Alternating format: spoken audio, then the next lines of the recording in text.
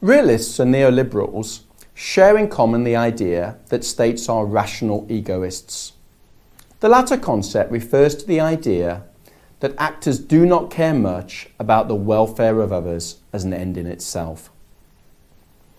Neoliberals, as we have seen, take this assumption and argue that it is not incompatible with long-term cooperation. But what is left unsaid here is that if actors judge that cooperation is no longer serving their long-term interest, then they will have no compunction from exiting the cooperative arrangement. In short, a rational egoist view of the social world is a statement about an identity that does not change through interaction, communication, or institutions. So our hunters in the stag hunt enter the hunt as rational egoists, and they remain rational egoists throughout the hunt, and all the others to follow. No bonding occurs around the campfire, no shared values develop, no common obligations are felt, and no sense of friendship emerges. The point of departure for constructivism, our third theoretical approach, is that international politics, like stag hunts, are social constructs. By a social construct, they mean that there is nothing natural, given, or inevitable about social practices. The classic example that people use to explain this idea is the idea of money. The banknotes we carry in our wallets are at one level nothing more than bits of paper and ink. In this sense, they have no intrinsic material value as and of themselves. So what makes the bits of paper and ink a commodity that we can exchange for goods and services? It's the collective meanings that we give to these bits of paper.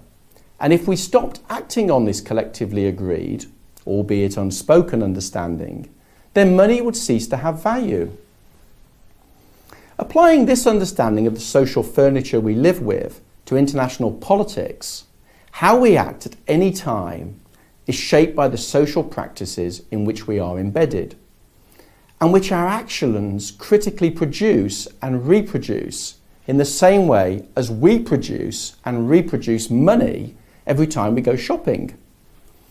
Actions don't speak for themselves, and why some actions are taken and not others on the global stage is critically dependent on the identities of the actors, which in turn are bound up with the roles and social practices in which actors find themselves. So if you are in a relationship of enmity with another actor, as with the United States and Iran today, this casts you into a role which both constrains and enables the possibilities of action. Conversely, if you are the United States and the United Kingdom, you are in a relationship of amity or friendship, and this opens up a very different menu of choices as to how you act.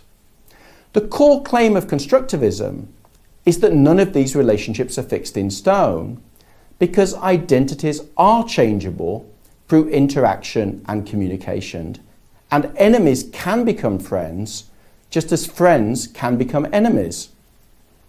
It is no part of constructivism to argue that social practices will always lead to cooperation.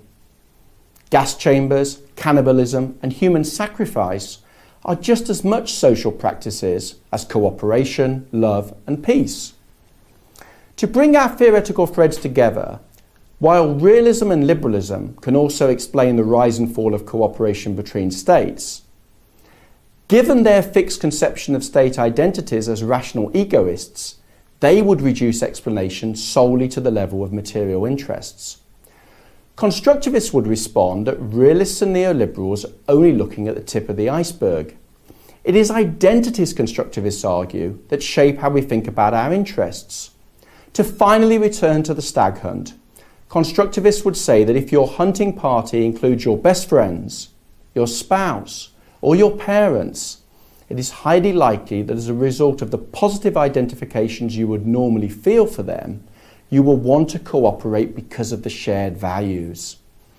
This type of bonding creates a very different set of identities and hence collectively shared meanings for each of the hunters than is the case in Waltz's original story, where all the hunters are assumed to be rational egoists.